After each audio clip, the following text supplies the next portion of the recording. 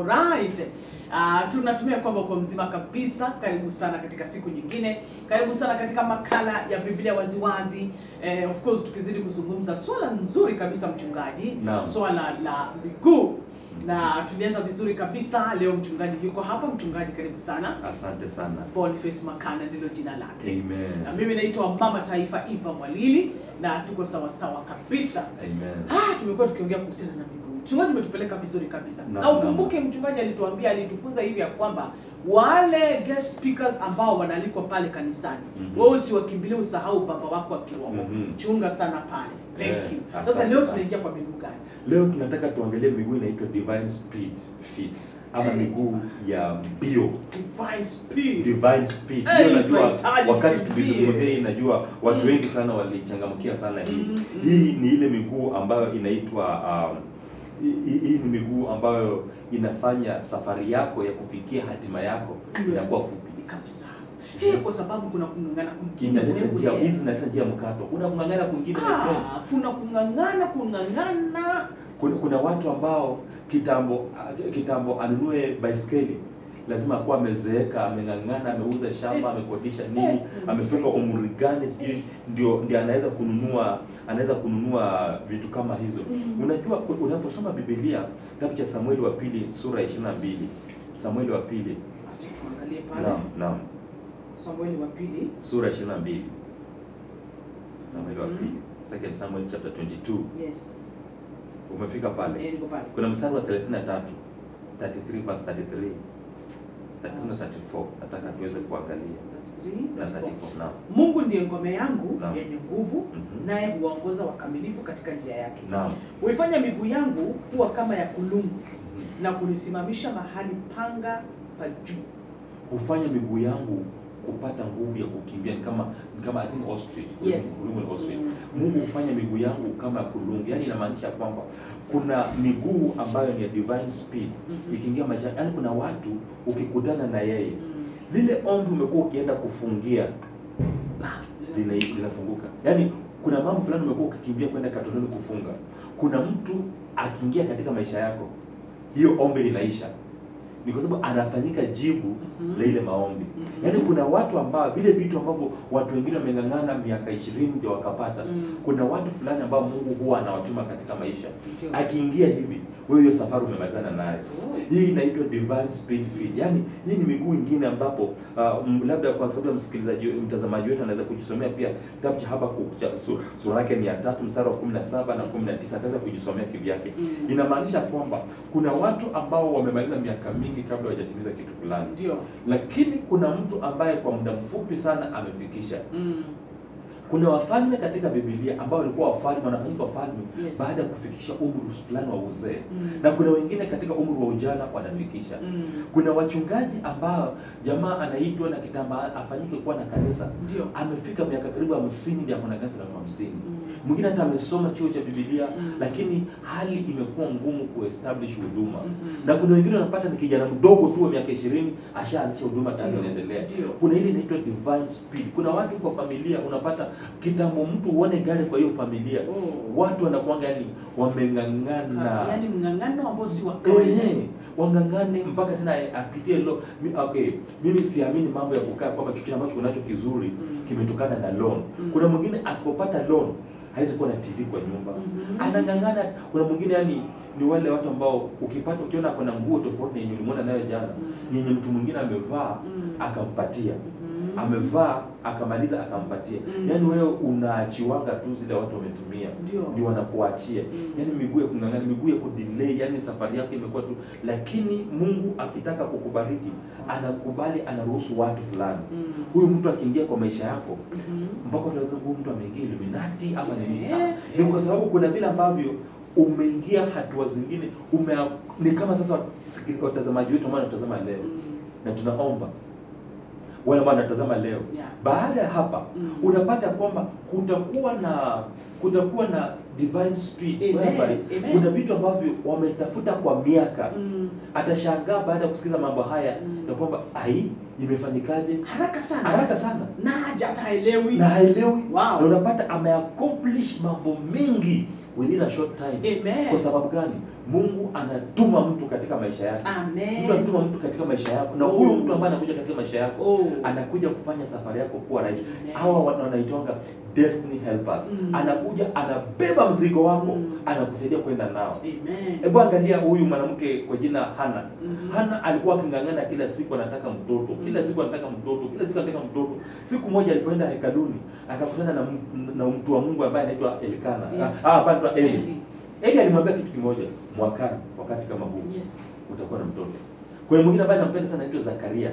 Zakaria alikuwa akifanya kazi kanisani kwa nyumba ya Mungu kwa uaminifu kwa muda mrefu. Na mpaka alikuwa amesahau mambo kama ni haja. Unajua kuna watu ambao wamesahau kama nahitaji mtoto ama nahitaji nini nahitaji. Na hakuwa hata anashughulika nazo. Akiwa tu katika hali yake ya utumishi, akaona malaika amesimama katika upande wake wa kulia. Na maanisha hivi, wakati wa destiny helpers wanafika, mwanadamu akikataa kujitokezea, Mungu anatuma malaika. Na huyu malaika akamwambia Zakaria, "Hey Zakaria, mke wako Elizabeth atakupa mtoto." Anasema hapana, haiwezekani. Yaani hawa ni watu ambao wanafanya safari yako mrefu inakuwa fupi. Kwa mfano, kutoka Western mpaka Nairobi, unapata kwamba siku zote umezoea kutumia minimum masaa 8, masaa 10 ndio ufike. Lakini siku hii Mungu akitokezea, unaingia tu pale Kisumu, Moi International Flight. Alafu unaingia kabari fulani hivi. Alafu ile safari unachukua masaa 10. Unapata kama nyumbani labda walikuwa naweka lunch. Kidogo tu umefika, unaambia nimefika. Unashangaa vipi? Ni kwa sababu safari imefanywa fupi. Kuna mtu ambaye anafanya safari yake inakuwa fupi. Na leo naomba msikilizaji wetu akutane pamoja na huyo mtu katika jina la Yesu Kristo. Hii miguu ikiingia kwa maisha yako, safari yako itakuwa nyepesi. Na unajua inafanya nini? Hao watu hujitolea badala wewe kubeba na kugaramika kukimbia kwenda kushughulika. Wao wanafanya kwa niaba yao. Una miguu ingine nataka kuongea juu yake ya 4 kabla mbio sasa. Maana nataka tuhakikisha kwamba tutabakisha miguu michache katika sehemu yetu ya 4 tuweza kuingia kwa hiyo. Hii inaitwa miguu ya ndoa, marital feet. Nataka uangalie kitabu cha Ruth sura ya 3. Kitabu cha Ruth. Naam, marital feet. Kitabu cha Ruth. Ruth sura ya 3. Sura ya 3 umefika pale? Okay, sura ya 3 ndio. Mstari mdogo wa 3 hadi 9 pale. Biblia inasema nini? Basi wewe oga, ujipake mafuta, ujivike mavazi yako, kisha uende kwenye uga, walakini usijionyeshe kwake mtu yule. Ila atakapokwisha kula na kunywa, nayo itakuwa wakati atakapolala, utapaangalia mahali alalapo, nawe uingie, uifungue miguu yake, ujilaze hapo. Ujilale hapo kwa miguu. Na yeye atakwambia utakalofanya. Sasa sikia hapa, na kuna siri hapa. Kwa kawaida mtu akitaka mtu wa kuoa au mtu ampende, wewe unataka kuangalia kwa uso, uone sura yake kama inaingia chemistry, inaingia, uone urefu, ufupi, unene. Unajua of course urefu na ufupi tunajua hiyo Mungu hupeana, lakini unene na wembamba bidii yako inakupa. Sasa baada ya haya yote ndio unaona mtu anaanza kuamua. Lakini hapa Naomi alikuwa na siri. Aliambia Ruth, oga, jipake, jirembeshe vizuri. Ukisha jirembesha, enda katika nyumba ile mahali Boaz alikuwa. Na unapofika kwa Boaz, usitake akujue akuone. Ngojea akule ashibe. Then fanya nini? Enda ufungue miguu yake, ulale hapo kwa miguu. Ni kwa nini kwa miguu? Ni kwa sababu unapolala kwa miguu, Boaz akiamka tu na kuone umelala kwa miguu, hatajua wewe ni mtu wa aina gani na unataka nini. Wewe uko tayari kwa ndoa. Kwa hivyo inamaanisha hivi, kuna ndoa ambaye inafunguliwa katika maisha. Kuna mtu ambaye anaingia katika maisha yako kama mtu wa kuoana naye, wa kukuoa ama kuoa. Aina ya mtu ambaye unaoa ndio itategemea kama utafanikiwa katika maisha yako ama utaishi maisha kung'ang'ana. Kuna watu wakiingia katika maisha yako ya ndoa, dada yangu, unajua katika gereza inasema vizuri, huwa anasema vizuri sana. Kuna watu wakiingia katika maisha yako, some become prayer points. Kila wakati utaishi kuombea. Na kuna wengine wataingia kwa maisha yako, they become your prayer partner. Wow. So are you having a prayer partner in your life or a prayer point? Kali sana hiyo. Hii ni kali sana. Sasa kuna mtu akiingia katika maisha yako anakuwa prayer partner, wewe kila siku mnashikana mikono kushukuru Mungu. Na kuna mwingine akiingia kwa kila siku umeenda katoloni kuomba. Yaani hii ni ndoa ambayo siku zote, yani ni miguu mibaya iliingia katika maisha yako. Hii ni miguu ambayo hatukutarajia iingie lakini ikaingia. Na hii miguu sasa ilipoingia katika ndoa yako inasababisha maisha yako inakuwa ni maisha ya mng'ang'ano. Maisha kila siku ukiona mke wako akitokezea ama mume wako akitokezea, unaanza kuomba kimoyomoyo, Bwana Yesu, Bwana Yesu, unaanza kuomba tu. Ndio kwa sababu you regret being there. Yaani mpaka unaona laiti ningelijua, unasema njia ingeniambia. Na of course siku njia itaongea. Utatoroka maana utaona ni maajabu gani haya. Na unajua mchungaji, tuseme tu kweli, ndoa nyingi Naam. Unapata miguu mibaya iko pale. Miguu mibaya ndio iliingia. Hata kuna miguu mibaya iliingia hapo ikacha mpaka imeua mama, imeua watoto. Ndio hiyo. Ndio unapata mtu anajifanya kwamba amekupenda. Na ndipo sasa huwa naambia watu, always test before you trust. Pima kabla hujadhamini. Yes. Before udhamini mtu, mjue vizuri, mjue vyema kwanza. Jua maisha yake, jua ile maisha yake ya kando. Unajua kuna watu wanasema kwamba love is blind. But if love is blind, marriage will open your eyes. Sasa kuna watu ambao because wamependa, ukimwambia kitu mtoto wangu ngoje, daddy mimi naona huyu ndugu amenipenda, tunaona chemistry inaingia, hata like zake ni kama like zangu. Unajua mimi napenda watch Arsenal, pia anapenda Arsenal. Zingine mimi napenda Rezo, pia anapenda Rezo. Unajua mimi napenda nyama choma, pia anapenda nyama choma. Kwa hivyo unaona kama like ziko. Not everything ambayo inakaa kama zinafanana means that's the right person. Let me tell you. Miguu mibaya ikiingia katika ndoa yako, katika maisha yako yote, let me tell you, the person you marry will be the gateway for your future success or your future failure. Kuna mtoto wangu ambaye nampenda kwa hapa, ambaye anasikiza kile unaongea.